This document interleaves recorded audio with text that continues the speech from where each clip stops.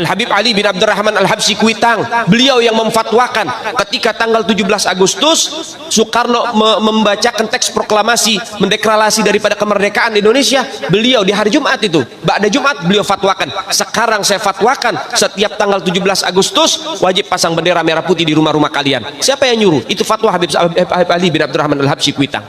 Belum lagi sejarah Indonesia ini dirubah oleh oknum-oknum Bahlawi.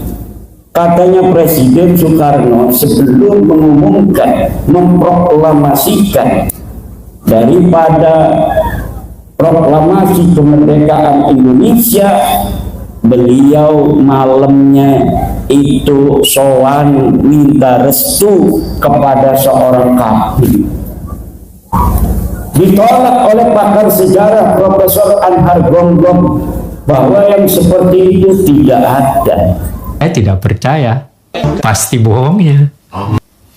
Mr. Muhammad Yamin sudah menulis buku yang berjudul 6.000 tahun Sang Merah Putih dengan fakta-fakta yang secara historis bisa dipercaya. Saya tidak percaya karena saya punya dokumen yang sedemikian rupa bisa dipercaya, ditulis oleh seorang pejuang. Yamin itu sastrawan iya, pejuang iya, sarjana hukum iya, sejarawan iya, dan dia sudah menulis sekian puluh buku dengan menggunakan sumber-sumber yang bisa dipercaya. Kemudian sejarah NU, Nahdlatul Ulama, organisasi kita, orang-orang santri, pengikut-pengikut kiai, organisasinya Nahdlatul Ulama dibentuk tanggal 31 Januari 1926. Itu sejarahnya ditulis, saksi hidupnya masih ada. Beliau sebelum meninggal membuat video, Kiai Haji Raden As'ad Samsul Ngarifin, bahwa Kiai Khalil Bangkalan memberikan pesan kepada beliau Kiai As'ad untuk menyampaikan tasbih dan tongkat kepada Hadratus Syekh Mbah Hasyim Asy'ari.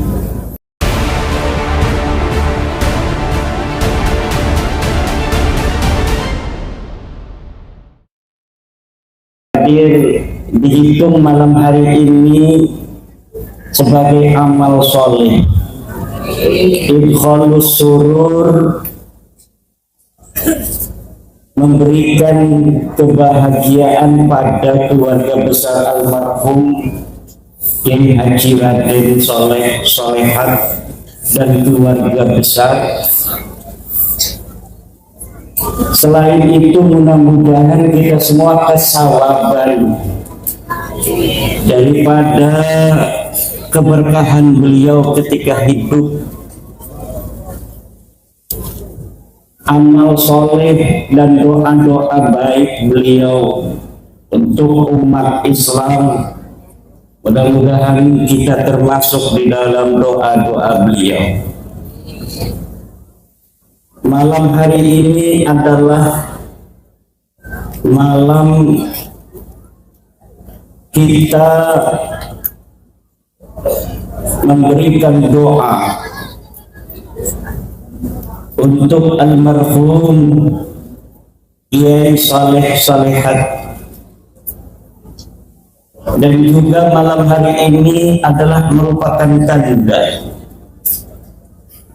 dari baktinya anak cucu keluarga besar almarhum Al-Maghfurlah untuk beliau. Salah satu bukti bahwa anak dan cucu berbakti kepada ayah dan kakeknya adalah dengan cara menghaulinya. Baik menghaulinya itu hanya dengan membacakan surat Yasin 7 orang, maupun seperti malam hari ini yang luar biasa, dengan mengundang tetangga, mengundang jamaah, mengundang para santri, para kiai. Tentunya apa yang dipersiapkan terhitung sebagai amal bakti seorang anak kepada ayahnya, seorang cucu kepada kakeknya, seorang istri kepada suaminya. Walladzina ja'u min ba'dihim yaquluna rabbana ighfir lana wa li ikhwanina alladzina sabaquna bil iman wa la taj'al fi qulubina ghillan lil ladzina amanu innaka rabbana innaka ra'ufur. Dan orang-orang yang datang setelah mereka, yaitu anak, santri, dan semua orang yang mengikuti orang-orang yang beriman di dalam imannya, mereka berkata, ya Allah, ampunilah kami dan ampunilah orang-orang yang telah mendahului kami dalam keimanan. Wa la taj'al fi qulubina ghillan lil ladzina amanu, dan jangan jadikan di dalam hati kami ghillan, unak-unak, lil ladzina amanu, bagi orang-orang yang beriman. Kata Syekh Nawawi Tenara ketika menafsiri ayat wa la taj'al fi qulubina ghillan, ay fayambaghi lil mu'mini ay yadhkura as-sabiqina bid-du'a'i war-rahmah, faman lam yakun kadzalika kana kharijan an jumlatil mu'minin. Kata Syekh Nawawi Tenara dalam tafsir Munirnya, sebanyumasnya, yang dari sebanyumasnya, kalau orang Jogja sebagainya, kalau orang Banyumas sebanyumasnya, lil mu'mini, bagi orang-orang yang beriman, ayat kuras sabiqin, untuk menyebut orang-orang yang telah lalu, bidu'a'i warahmah, dengan doa dan kasih sayang. Faman lam yakun kadzalik, maka siapa orang yang tidak seperti itu, tidak menyebut orang-orang yang telah tiada dengan doa dan kasih sayang, bi andaqarahum bisu'in, seperti dia menyebut orang-orang yang telah lalu dengan kejelekan-kejelekannya, kana kharijan min jumlatil mu'minin, maka dia keluar daripada rombongan orang-orang beriman.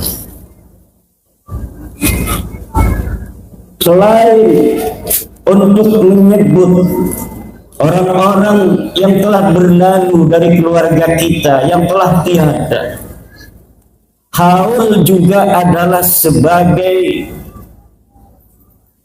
instrumen bagaimana kita bisa mentauladani kebaikan-kebaikan perjuangan yang pernah dilakukan oleh orang tua kita, oleh guru kita, kemudian kita mengikuti jalan-jalan mereka.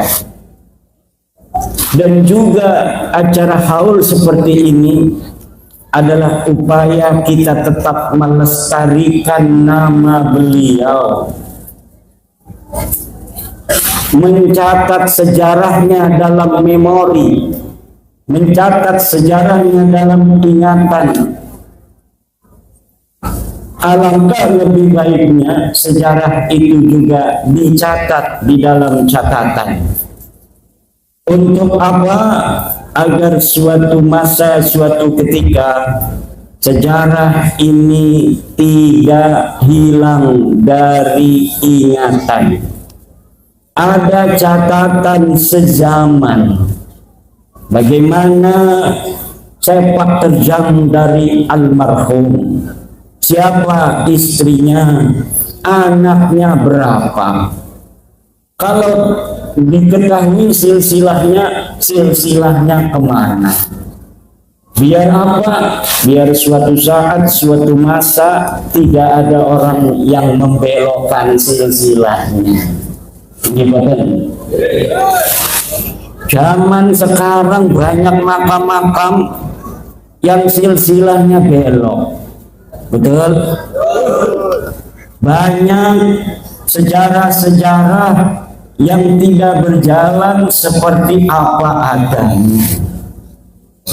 Ada upaya-upaya perebutan peran-peran kesejarahan. Orang di masa lalu berjuang untuk negara dan bangsa.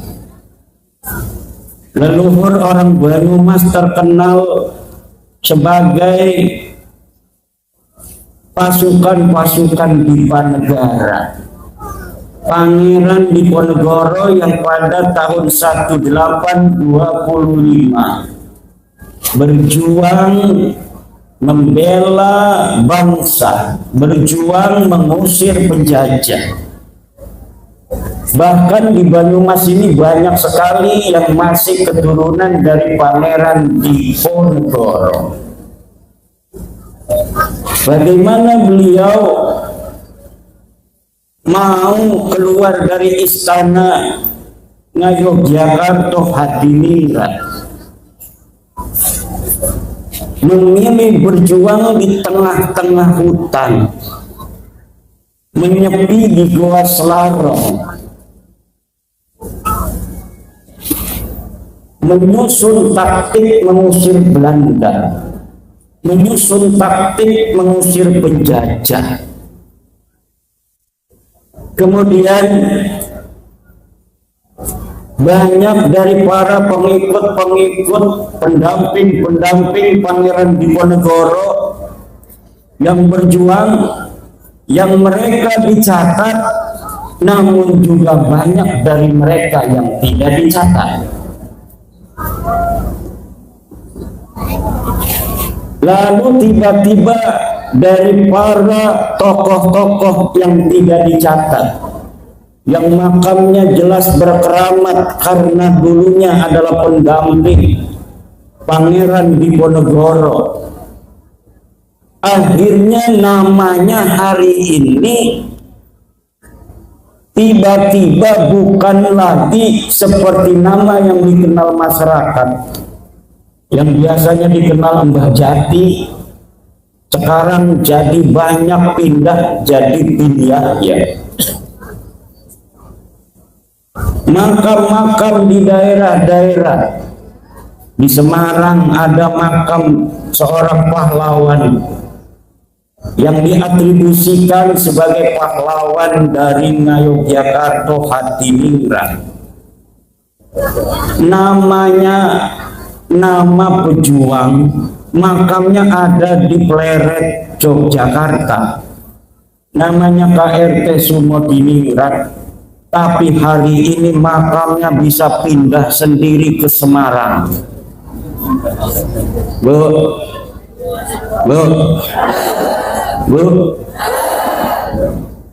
dengerin nggak? Ada makam pindah sendiri dari Jogja ke Semarang. Kedengaran? Kenapa dia sebagai pejuang Yogyakarta mati di Yogyakarta, dimakamkan di Yogyakarta, hari ini makamnya pindah dewek Melakuning Semarang? iki min ajaibid dunya, sebagian dari keajaiban-keajaiban ternyata ada upaya orang-orang yang leluhurnya tidak mempunyai sejarah, kemudian dia merampas kesejarahan orang lain. KRT Sumodiningrat yang asli pakai sod sebagai putra Yogyakarta Hadiningrat, hari ini namanya menjadi Hasan bin Toha bin Yahya. Ini bukan hoax, silahkan buka di Google KRT Sumodiningrat Hasan bin Toha bin Yahya, maka di Wikipedia sudah pindah makamnya bukan lagi di Pleret Yogyakarta tetapi di Semarang. Yang dia orang asli Jogja kemudian sekarang jadi pindah jadi orang Yaman.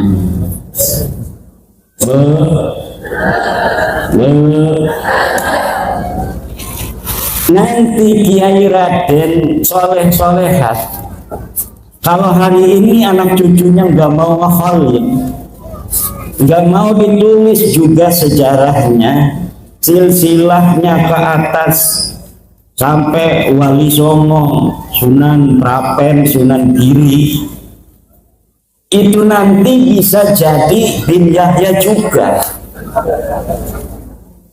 Apalagi kalau anaknya sudah jadi Wahabi, nggak mau ziarah, anaknya sudah nggak mau ziarah kuburan orang tuanya, kuburan kakeknya nggak pernah ditongok-tongok,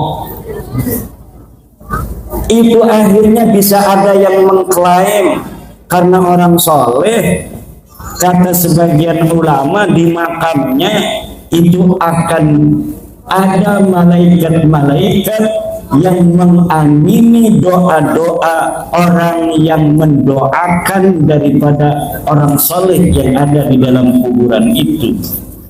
Setelah dia mendoakan si sahibul qabri, kemudian dia mendoakan dirinya kepada Allah, maka doanya akan diterima dan dikabulkan oleh Allah Subhanahu wa ta'ala. Orang NU suka ziarah, betul. Orang NU suka, cuma suka ziarahnya ya ziarah saja. Kiai-kiai kita ziarah sama santri ke Sunan Kalijogo, ya ziarah, hadarat, baca Fatihah, baca Alif Lam Mim, baca ayat kursi, berdoa, pulang, betul? Makanya para wali tidak pernah dijadikan pusat kegiatan. Berbeda zaman sekarang, orang-orang Yaman yang ada di Indonesia dari marga Ba'lawi, kita lihat kalau ngekhol itu makamnya dihias-hias begitu cantik, nisannya itu nggak kelihatan karena dihias oleh kembang-kembang, kuburannya dihias kembang-kembang. Kemudian jadi pusat kegiatan haul. Lah orang NU kalau haul ya di rumah, di pondoknya, bukan di makamnya, betul? Ini haul, haulnya ya di rumah, haulnya di lingkungan kita. Gak ada orang NU haulnya di makam. Nanti yang hadir pocong kuntilanak. Nah, inilah bedanya tradisi kita ahli sunnah wal jamaah an-nahdiyah Nahdlatul Ulama dengan tradisi Ba'lawi. Beda, walaupun suka sama-sama ziarah, kita tidak mengagungkan kuburan. Kita bukan muadzimul qabri wa abidil qabri. Kiai-kiai Jarah di Sunan Gunung Jati ya jarah saja. Gak ada habis jarah nyium-nyium batu nisan kayak nyium istrinya. Gak ada. Betul apa tidak? Dan ini yang harus dijaga. Kenapa? Walau kita ini adalah orang yang suka ziarah, tapi kita bukan orang yang mengagungkan kuburan. Yang diagungkan oleh kita adalah Allah Subhanahu wa Ta'ala. Jangan sampai kuburan menjadi pusat kegiatan, karena lama-lama kita akan nampak seperti orang yang menyembah kuburan. Kita mendoakan orang-orang yang sudah tiada dari keluarga kita. Kita mendoakan orang-orang yang berjasa pada masa lalu dalam menyebarkan agama Islam. Jangan sampai putus hubungan kita walaupun dia sudah tiada. Tapi bukan berarti kita harus nampak seperti orang yang menjadikan kuburan sebagai Ka'bah. Ka'bah kita ada di Mekah, Raudhah kita ada di Madinah. Hari ini kita lihat ada orang-orang yang menciptakan Raudhah baru. Kita lihat kemarin seorang Habib yang ada di Solo, tetangganya Ki Ukit. Dia jarah ke Tarim, ini kuburan Fakih Muqaddam, ini kuburannya Habib siapa? Itu katanya antara kuburan ini dan kuburan itu Raudhatun min Riyadil Jannah. Itu tasabuh dengan ucapan Rasul, antara mimbarku dengan makamku adalah Raudhatun min Riyadil Jannah.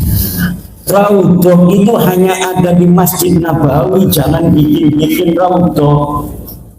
Seperti mau mindahin, mau ngalahin Raudhahnya Nabi Muhammad dengan Raudhah palsu, Raudhah jadi-jadian. Ini saudara-saudara yang sedang terjadi. Seakan-akan kita mau diarahkan berpaling dari Mekah menuju tempat lain, dari Madinah menuju tempat lain. Kuburan Nabi Hud yang ada di Hadramaut ditawafin kayak nawafin Ka'bah. Itu berarti mindah-mindahin keramatnya Mekah, syarofnya Mekah. Katanya ada Raudhah antara kuburan dan kuburan di Tarim. Ini mau memindahkan syaraful Madinah. Ada Raudhah lain selain Raudhah yang ditunjuk oleh Rasulullah Muhammad sallallahu alaihi wasallam. Belum lagi sejarah Indonesia ini dirubah oleh oknum-oknum Ba'lawi. Katanya Presiden Soekarno sebelum mengumumkan, memproklamasikan daripada proklamasi kemerdekaan Indonesia, beliau malamnya itu sowan minta restu kepada seorang kafir. Ditolak oleh pakar sejarah Profesor Anhar Gonggong bahwa yang seperti itu tidak ada. Kemudian sejarah NU, Nahdlatul Ulama, organisasi kita, orang-orang santri, pengikut-pengikut kiai, organisasinya Nahdlatul Ulama dibentuk tanggal 31 Januari 1926. Itu sejarahnya ditulis, saksi hidupnya masih ada. Beliau sebelum meninggal membuat video Kiai Haji Raden As'ad Syamsul Ngarifin bahwa Kiai Khalil Bangkalan memberikan pesan kepada beliau Kiai As'ad untuk menyampaikan tasbih dan tongkat kepada Hadratus Syekh Mbah Hasyim Asy'ari untuk mendirikan Nahdlatul Ulama. Kemudian Mbah Hasyim Asy'ari menyusun circle jaringan kiai-kiai pesantren di tanah Jawa.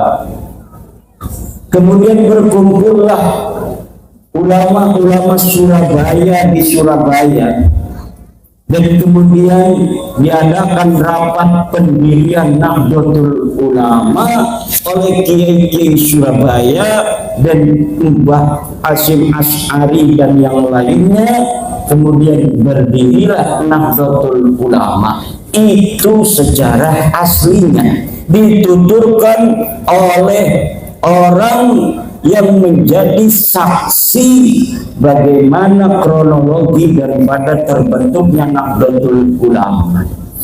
Tapi hari ini di sebuah buku disebutkan bahwa pendiri Nahdlatul Ulama selain ulama-ulama yang telah dikenal, ditambah oleh seorang kafir, namanya kafir Hasyim bin Yahya. Nah, ini PBNU kaget, kok bisa ada sejarah baru yang nama ini tidak ada di dalam kesejarahan NU di masa lalu.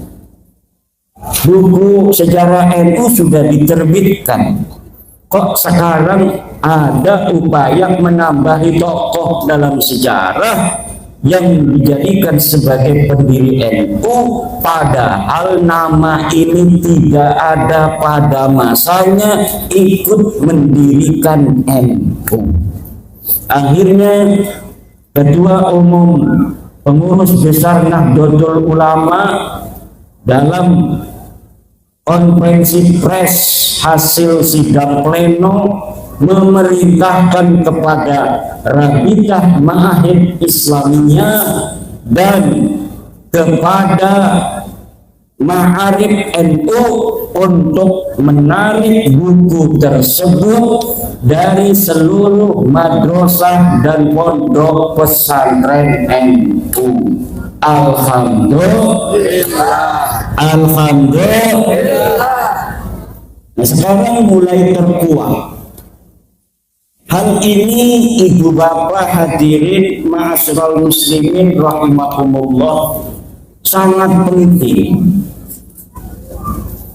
Jangan-jangan kalau kita tidak memiliki perhatian yang besar terhadap sejarah bangsa kita, maka kita akan dipisahkan oleh kesejarahan leluhur kita di masa lalu. Kata seorang politisi, kalau kita ingin menguasai suatu bangsa, kita tidak usah dengan kekuatan tentara perang, tapi cukup hancurkan sejarah bangsa itu, maka nanti kita akan bisa menguasai bangsa itu. Politisi Jerman mengatakan, hapus sejarah suatu bangsa, maka satu generasi ke depan para bangsawannya akan merasa seperti orang biasa, dan pada generasi selanjutnya mereka akan menjadi seperti kambing. Sejarah bangsa kita yang luar biasa, ibu-ibu. Ibu-ibu ini turunan daripada bangsa Nusantara. Bangsa naon? Ngertos itu bahasa Sunda. Ngertos? Alhamdulillah. Saya yang gak bisa bahasa Sunda. Saya walaupun orang Banten ngomongnya Jawa, kayaknya mah pengen orang Banyumas. wong Banyumas lumane Banten, karena pada saat Sunan Gunung Jati Syarif Hidayatullah diperintahkan untuk menyebarkan agama Islam, tentaranya masih tentara Demak. Tentara Demak itu ya dari Demak, Semarang, Brebes, Tegal, Banyuwangi, Pemalang, Cirebon, datang ke Banten. Jadi yang bersama dari para penyebar agama Islam Banten pertama itu banyaknya orang-orang Demak, orang-orang Banyumas. Maka ngomong bodoh, orang bohong kayak wong Solo. Pada napa wong kresek tenara ngomongin apa? Apa sih lah?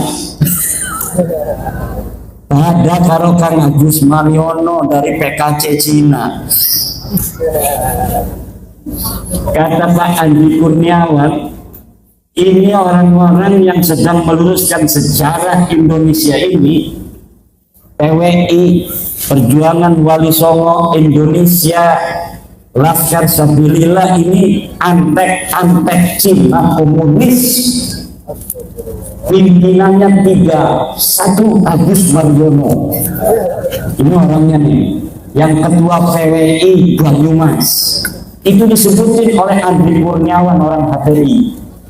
Kedua, Mogi Tubagus Mogi Lufadil. Ini yang kecil benar nih, kelihatan. Yang ketiga baru saya, Imaduddin. Katanya antek Cina.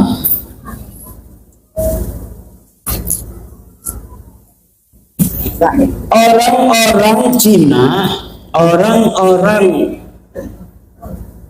Yaman, mereka masing-masing bikin sejarah, Bu. Kata orang Cina bikin manuskrip, Wali Songo asalnya dari Cina. Orang Yaman juga bikin kitab, katanya Wali Songo dari Yaman. Lah sebenarnya Wali Songo itu dari mana? Wali Songo itu dzurriyyat Rasulullah Muhammad sallallahu alaihi wasallam yang menyebarkan agama Islam di tanah Nusantara, dari Aceh, Mandailing, Natal, Minangkabau, Lampung, Banten, Jawa Tengah, Banyumas, Mataram, kemudian Surabaya, Madura, ke Bali, ke NTT, ke Papua, ke Maluku, Sulawesi, Kalimantan. Itu disebarkan oleh dzurriyyat Rasulullah Muhammad sallallahu alaihi wasallam pada abad ke-15 dan ke-16 Masehi. Tapi kemudian sekarang ada manuskrip bahwa Wali Songo itu nasabnya ke Cina, namanya Cina semua. Ada lagi satu manuskrip rebutan ini bahwa Wali Songo nasabnya ke Yaman. Lah ini sebenarnya kemana Wali Songo? Kita keluarga Wali Songo memiliki manuskrip yang setelah bab nasab ini muncul ke permukaan mulai dibuka. Alhamdulillah sedang dikaji secara mendalam oleh Naqobah Ansab Auliyaut Tis'ah. Dan kemarin ketika Rizik Syihab berceramah keliling di Jawa Barat mengatakan bahwa Wali Songo adalah Ba'lawi, langsung dibantah oleh ketua Naqobah Ansab Wali Songo, Kiai Haji Ilzamuddin dari Madura, bahwa Wali Songo bukan Ba'lawi.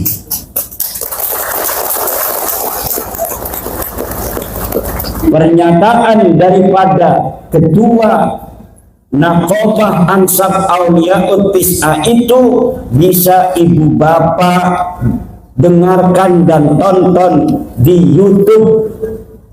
Sudah sejak lama Ansab Auliyaut Tis'ah yang mencatat keluarga besar Wali Songo mengatakan bahwa Wali Songo tidak ada kaitan dengan Ba'lawi. Wali Songo bukan Ba'lawi. Wali Songo bukan Asegaf, Wali Songo bukan Syihab, Wali Songo bukan Semir, Wali Songo bukan Al-Idrus, Wali Songo bukan bin Yahya. Lalu kemana? Sebagian Wali Songo adalah keturunan Syekh Abdul Qadir Al-Jailani, dan sebagiannya lagi adalah keturunan daripada Sayyiduna Musa Al-Kadzim.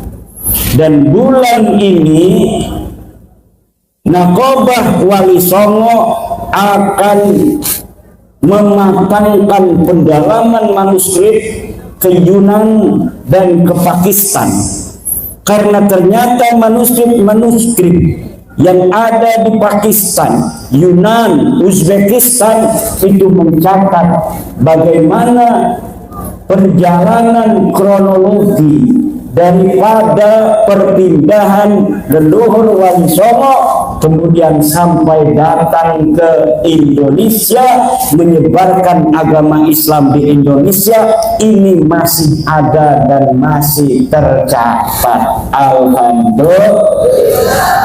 Doakan mudah-mudahan secara presisi. Ini masih belum final 100% sejarah Wali Songo, karena adanya pembelokan pada tahun 1960 Masehi. Setelah merdeka itu terjadi pembelokan silsilah. Yang pertama, pembelokan yang bisa saya deteksi dari kitab-kitab karya Salim bin Jindan, seorang habib yang dia menulis silsilah daripada Mbah Khalil Bangkalan, kemudian silsilahnya disambung ke Ba'lawi. Yang kedua yang telah diterbitkan oleh Ba'lawi adalah kitab Samsuddohiro. Kitab Samsuddohiro karya Abdurrahman Al-Mas'hur tahun 1984. Baru puluhan tahun kemarin mencatat silsilah Wali Songo disambungkan kepada seseorang bernama Abdul Malik Azmat Khan bin Alwi Amul Faqih bin Muhammad Sohib Mirbat Ba'alawi. Ternyata setelah saya mempelajari sosok-sosok ini yang disebutkan oleh Ba'lawi untuk nama-nama yang disambungkan kepada Wali Songo, semuanya namanya fiktif. Namanya fiktif. Tidak ada orang bernama Abdul Malik Azmat Khan. Tidak ada orang bernama Abdul Malik Azmat Khan. Ketika Ba'lawi setelah diteliti oleh saya, nasabnya tidak tersambung kepada Rasulullah Muhammad Sallallahu Alaihi Wasallam, mereka tidak mau putus sendirian. Mereka ini Wali Songo juga bareng-bareng putus. Akhirnya dulu mereka mengatakan kayak Bahar Smith bahwa Wali Songo tidak punya keturunan. Sekarang mereka mengakui rame-rame Wali Songo punya keturunan. Dulu silsilah Wali Songo ke Nabi Muhammad suruh diturunkan yang dipasang oleh kiai-kiai itu bahwa Wali Songo tidak tersambung. Pakar nasab mereka masih ada di YouTube mengatakan bahwa Wali Songo tidak tersambung kepada Nabi Muhammad. Tapi sekarang mereka rame-rame ngomong sambung Wali Songo itu adalah keturunan dari Ba'lawi.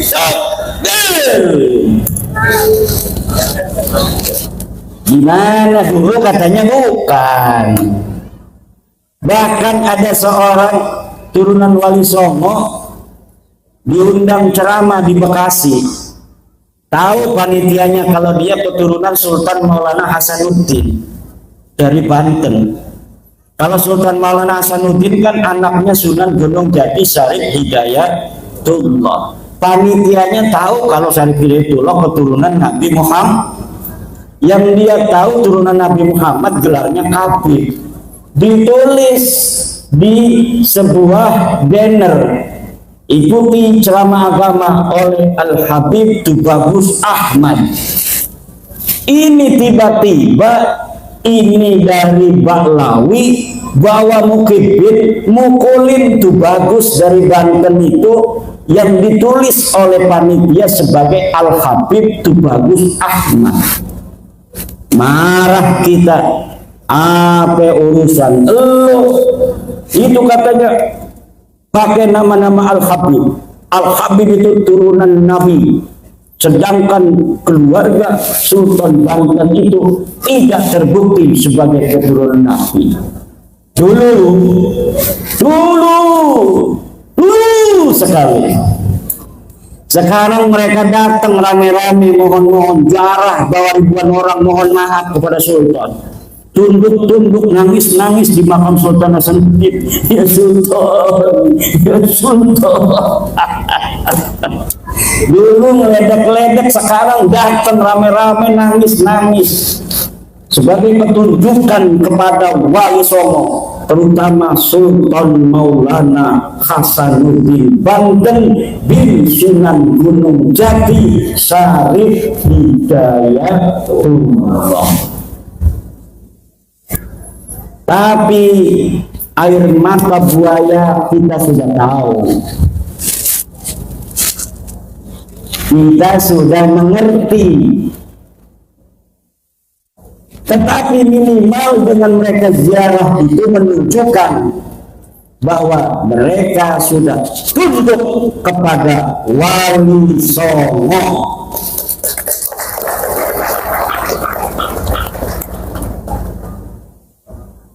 Karena memang dalam kesejarahan Islam di Indonesia, dukhulul Islam di Nusantara disebarkan oleh Wali Songo.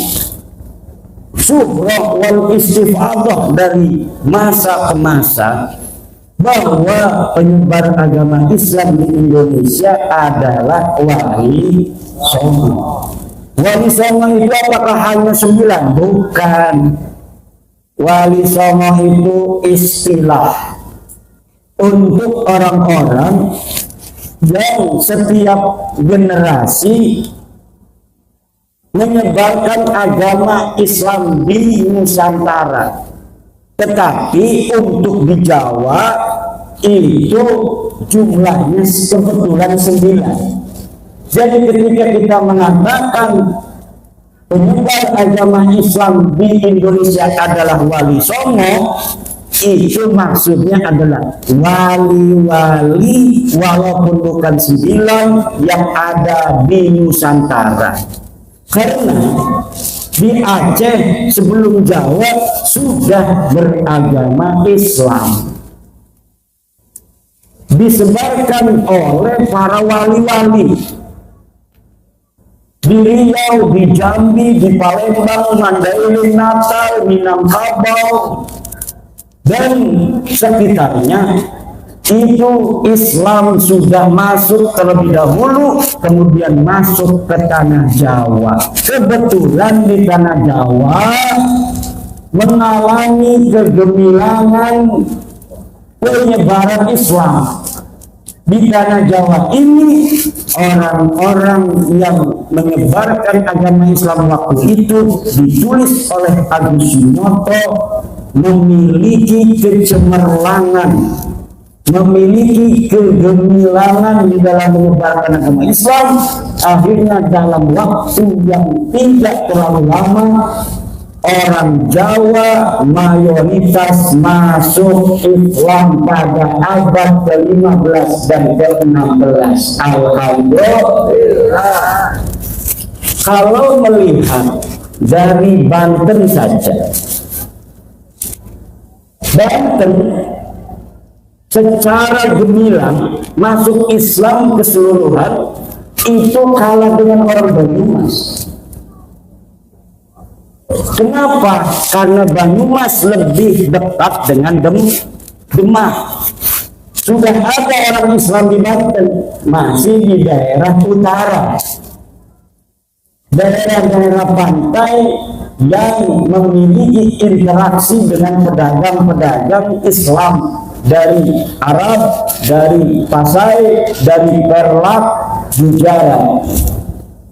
Tetapi secara masif Islam berkembang adalah ketika Sunan Gunung Jati Syarif Hidayatullah menaklukkan daerah Jawa Barat bagian kulon dengan kemudian menikahi Nyai Kaum Anten. Syarif Hidayatullah istrinya itu namanya Nyai Kaum Anten, bukan Nyai Rara Santang. Betul? Udah salah pakai takbir lagi, malu-maluin. Nyai Rara Santang Sunan Gunung Jati punya istri Nyai Rara Santang saudara.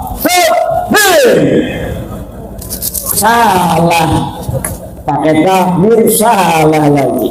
Itu mendegradasi tasbih. Na'udzubillah. Lalu sejarah masuknya Islam di Indonesia apakah sekarang sudah benar? Lihat di kitab-kitab yang dikarang oleh Ba'lawi. Ada beberapa kitab yang tidak beredar di kalangan umum, tidak beredar di kalangan pesantren, tapi bisa di-download di internet. Ba'lawi mengarang, menulis sejarah masuknya Islam di Indonesia. Seperti Alwidin Tohir, Ba'lawi mengarang sejarah masuknya Islam di Indonesia dalam bukunya Al-Madkhal fi Dukhulil Islam fi Syarqil Aqsa. Di dalamnya mereka mengatakan bahwa Islam masuk ke Indonesia oleh Ba'lawi. Kitab yang kedua, Rihlatu Jawa Al-Jamilah, karangan Soleh Al-Hamid. Di dalam kitab itu pun dikatakan penyebar agama Islam dari Ba'lawi Yaman. Kemudian kitab Syamsul Zahirah, karangan Abdurrahman Al-Mashhur, dan ditahnik oleh Muhammad Dia Shihab, dikatakan penyebar agama Islam di Indonesia Ba'lawi Yaman. Kemudian Muhammad Hussein Muhammad Al-Kaf membuat buku sejarah masuknya Islam di Indonesia, Al-Islam fi Indonesia Al-Mu'asirah, karya Hussein Muhammad Al-Kaf. Juga di dalamnya menyebutkan penyebar agama di Islam di Indonesia adalah Ba'lawi. Ini Bapak Ibu saudara-saudara, makanya kalau kita klik Dukhulul Islam di Nusantara berbahasa Arab, maka yang akan keluar adalah sejarah versi Ba'lawi. Tapi kalau kita klik dengan bahasa Indonesia, sejarah masuknya Islam di Indonesia, yang akan keluar adalah Mansur Surya Negara, Hamka, dan penulis-penulis sejarah Islam di Indonesia lainnya. Benar, tapi kalau kita kliknya dengan bahasa Arab, maka yang akan keluar kitab-kitab sejarah masuknya Islam di Indonesia karangan Ba'lawi. Dan kami mengajak kepada putra-putri Indonesia untuk melek sejarah. Yang bisa nulis bahasa Arab, tulis sejarah Indonesia dalam bahasa Arab yang banyak, judulnya macam-macam.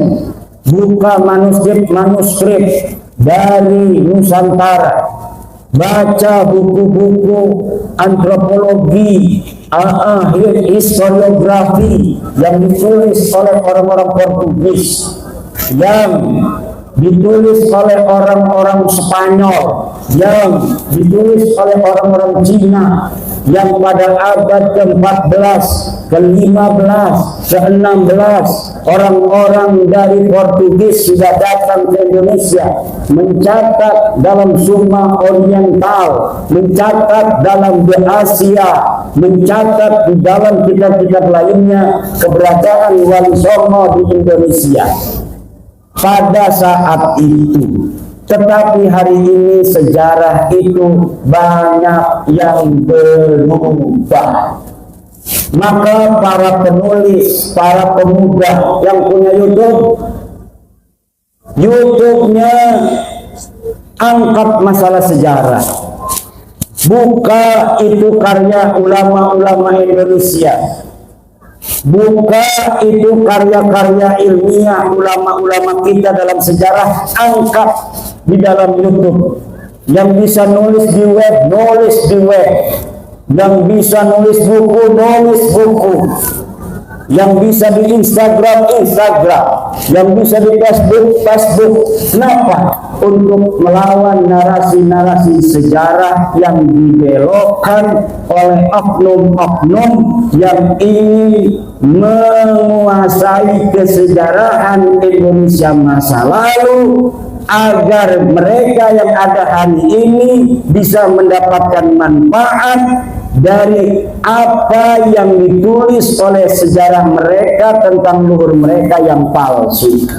Leluhur mereka tidak punya andil apapun di dalam kesejarahan bagaimana menyebarkan Islam, tapi mereka ingin ditulis leluhurnya sebagai penyebar agama Islam. Leluhur mereka tidak ada andil di dalam perjuangan kemerdekaan Indonesia, tapi hari ini mereka ingin dicatat leluhurnya sebagai pejuang kemerdekaan Indonesia. Padahal leluhur mereka adalah orang-orang yang ikut Belanda menjadi antek-antek Belanda. Surat-surat mereka masih ada. Bagaimana korespondensi mereka dengan Belanda?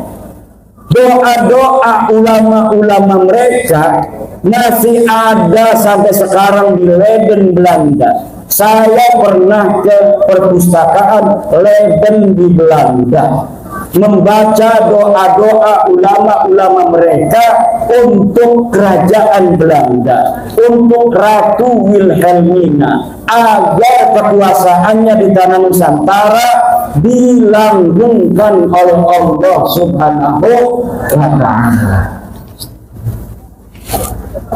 Tapi hari ini mereka ingin leluhurnya dianggap sebagai pejuang. Atau cara yang lain adalah orang-orang yang sudah jelas pahlawan seperti Imam Bonjol, kemudian nasabnya disimpangkan ke Bahlawi. Katanya Imam Bonjol itu marganya bin Syihab, Pangeran Ponegoro marganya itu Bakbud apa? Asegaf. Macam-macam itu dibelokkan. Di Ponegoro marganya apa katanya?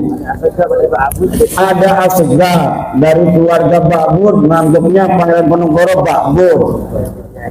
Kemudian dari keluarga bin Yahya menganggapnya bin Yahya. Nah, nanti yang benar yang mana? Semuanya pengen leluhur mereka dianggap pahlawan, walaupun mereka yakin itu pahlawan palsu. Kenapa mereka ia takut kepada Allah ketika mereka memalsukan itu? Ini pertanyaan besar. Kok kayak nggak takut sama Allah? Kok nggak kayak percaya adanya hari hisab? Mereka tahu Pangeran Ponegoro itu adalah putra daripada Hamengkubuwono III. Sudah tahu ada sejarahnya. Dia asli orang Jawa. Tapi kenapa kemudian mereka tidak malu untuk membelokkan leluhurnya Pangeran Ponegoro diakui sebagai orang Yaman. Ini tidak masuk akal-akal yang akal-akal fikih. Ini ada masalah dengan akal mereka ini. Kalau sampai ketahuan apa enggak malu? Buktinya sekarang sudah ketahuan. Tapi pelangap-pelangap bayar aku.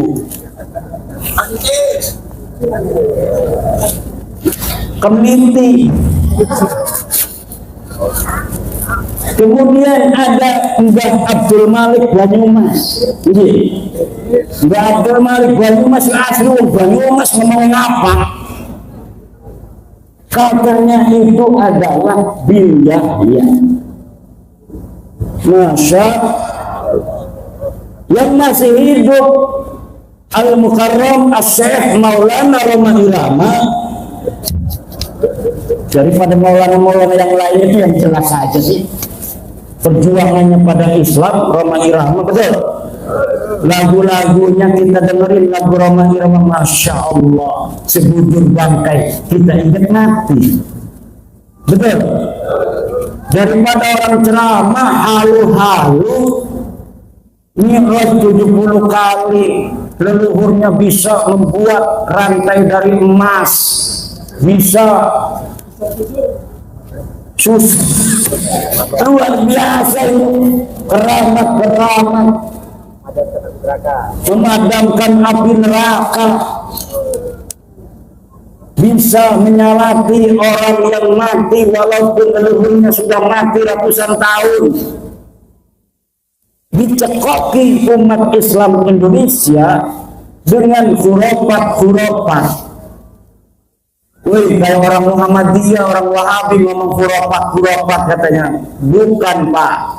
Karomah dan khurafat itu beda. Kalau di dalam kitabnya Imam Asy'arani itu menulis keramat-keramat para aulia. Walinya ada, keramatnya zahir. Orang tahu semua, ditulis oleh Imam Asy'arani, itu namanya keramat. Tapi kalau orang biasa kayak Muhammad Sohib Mirbat yang tidak ada keterangan dia ulama, kemudian disebutkan keramatnya, itu namanya khurafat, cerita-cerita palsu. Untuk apa tujuannya? Glorifikasi leluhur mereka dan tidak mau kalah dengan wali-wali lain yang ditulis keramatnya. Kalau saya Abdul Qadir Jailani, keramatnya zahirun muntasyarun, itu ditulis dan ada saksi dari kitab-kitab yang satu masa dengan Syekh Abdul Qadir Al-Jailani. Syekh Abdul Qadir Al-Jailani satu masa dengan Ibnul Jauzi. Ibnul Jauzi menulis dalam kitabnya bahwa ada di Baghdad seorang ulama besar namanya Syekh Abdul Qadir Al-Jailani, seorang sufi yang sangat dicintai oleh orang-orang yang awam, yang dia menulis kitab-kitab keramatnya dohir disaksikan orang banyak. Tapi kalau Fakih Muqaddam Baklawi, leluhurnya kabin-kabin yang katanya bisa Mi'raj 70 kali, saya cari nama Fakih Muqaddam di abad ke-6 dan ke-7 Hijriah. Ada tidak ulama yang mencatat seseorang yang bernama Fakih Muqaddam? Tidak ada seseorang yang bernama Fakih Muqaddam. Dia orang Tarim, dia orang Yaman. Kitab di abad ke-7, ke-8 banyak sudah ditulis tentang ulama. Siapa saja yang ada di Tarim, tidak ada yang menyebut seseorang bernama Fakih Muqaddam yang dianggap wali dan keramat pada masa dia hidup, apalagi bisa Mi'raj ke langit 70 kali dalam sehari. Ayat.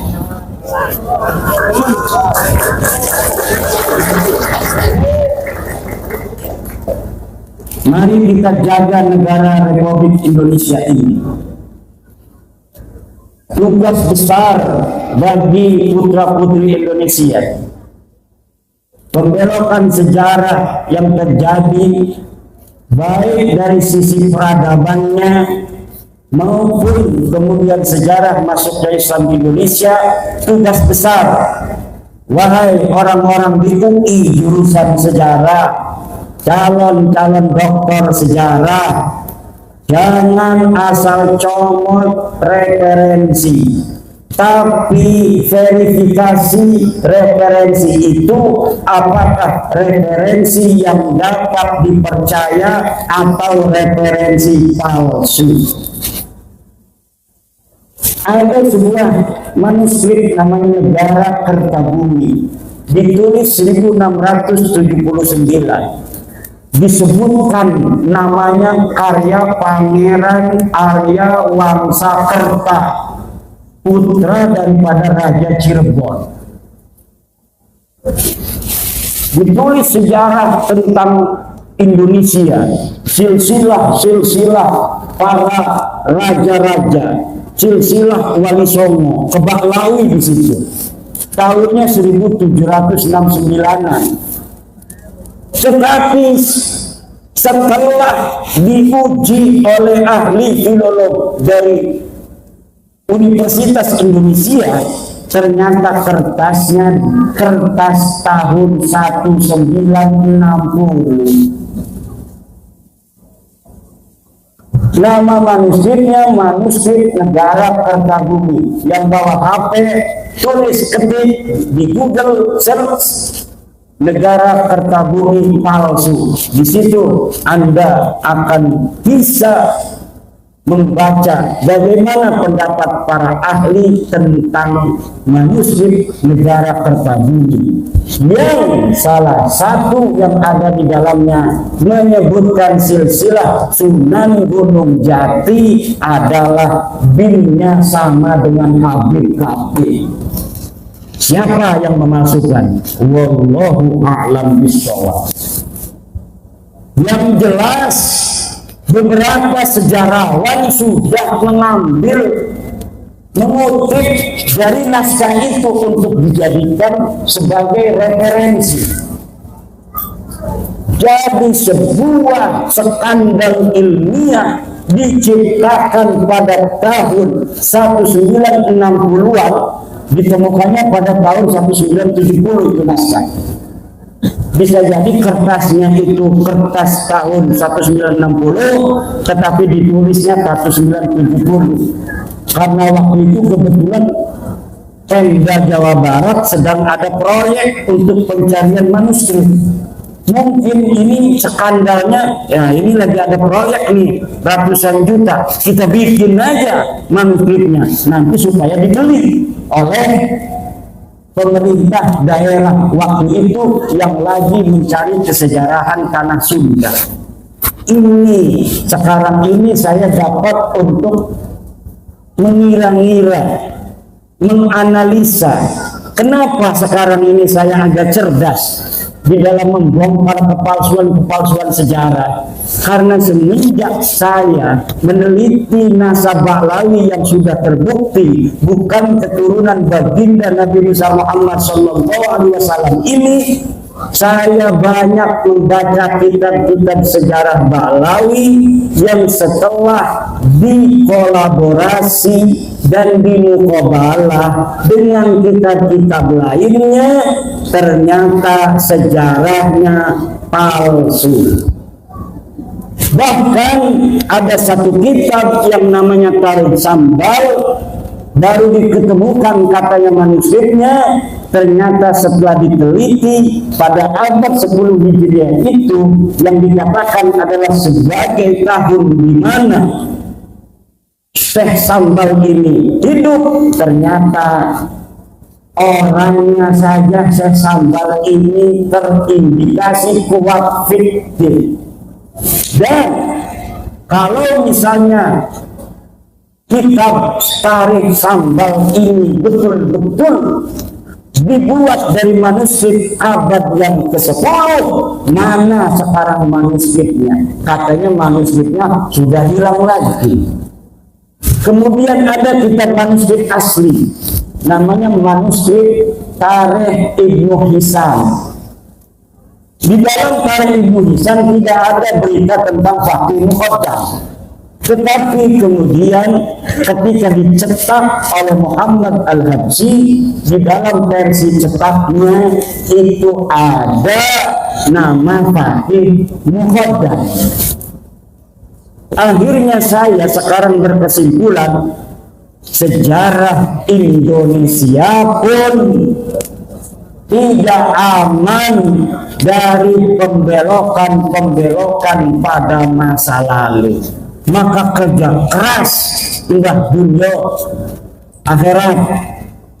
Ini youtuber cerdas dari Banyumas, karena memang terahnya ini terah pejuang orang-orang Banyumas. Youtubernya juga nggak punya urat takut sama sekali. Youtuber lain itu pada ngumpet, wajahnya nggak kelihatan, ada yang pakai topeng segala. Nah ini youtuber Banyumas, wajahnya yang ganteng itu kelihatan. Masya Allah. Dan ketika tesis saya keluar, kebanyakan youtuber yang mengangkat tentang tesis saya itu dari Banyumas dan sekitarnya. Maka Banyumas akan tercatat dalam tinta sejarah bahwa pada tahun 2002, 2003, 2024 dalam mengungkap siapa sebenarnya Habib Bahlawi, yang ada tesis mengatakan sebenarnya dengan sesungguhnya dengan hasil penelitian yang seksama teliti bahwa mereka bukan keturunan baginda Nabi besar Muhammad SAW. Di situ ada peran pejuang Banyumas. Sejarah akan mencatat ini. Tidak sembarangan. Ini bukan kebetulan. Ini bukan kebetulan. Banten, Banyumas, Banyuwangi. Banten kepalanya, Banyumas pusernya, Banyuwangi ujungnya, kakinya.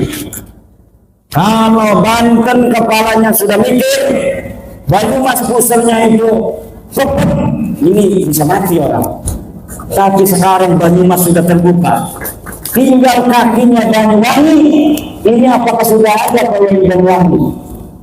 Sudah ada kakinya berjalan. Pantas sekarang sudah terbukti benar-benar bahwa Bahlawi, Habib itu terbukti secara ilmiah, ilmu nasab, ilmu sejarah dan tes DNA. Mereka bukanlah keturunan baginda Nabi Muhammad Sallallahu Alaihi Wasallam. Dan ini kita di dalam memutuskan itu tidak berdasarkan kebencian, tidak berdasarkan kajian ilmiah yang sesungguhnya. Kita kasihan kepada mereka. Sekarang kita kasih tahu, ente bukan turunan Nabi. Maaf. Ini buktinya sejarah. Kitab-kitab sejarah tidak mencatat keluarga ente sebagai turun Nabi. Ini kitab-kitab nasab leluhur ente tidak dicatat sebagai keturunan Nabi. Ini hasil tes DNA keluarga ente dari Yaman. Sudah 180 orang yang tes DNA dan semua tes DNA-nya haplogrupnya G. Kalau keturunan Nabi, haplogrupnya J1. Kalau orang-orang yang haplogrupnya G itu menunjukkan dia bukan hanya bukan keturunan Nabi, tapi mereka juga bukan orang Arab. Haplogrup G itu orang Turki yang ada hidup di wilayah Kaukasus. Ini sudah final, tinggal dipatehain malam ini. Patahin nih. Kita patahin bahwa bapak-bapak, ibu-ibu yang hadir pada malam hari ini sudah final hasil penelitian bahwa satu Bahlawi Habib ini dari bin Syihab bin Sumi As-Segaf Al-Idrus bin Yahya dan sebagainya bukan keturunan baginda Nabi besar Muhammad sallallahu alaihi wasallam. Bibarakati jami'il awliya ittis'ah, bibarakati jami'i awliya'i fi Banyumas, bi jami'i barakati wa karamati Arya Mandalika, wa bi barakati wa karamati Syekh Sunan Gunung Jati Syarif Hidayatullah, wa bi barakati wa karamati Syekh Abdul Qadir Al-Jailani radhiyallahu anhu. Al-Fatihah.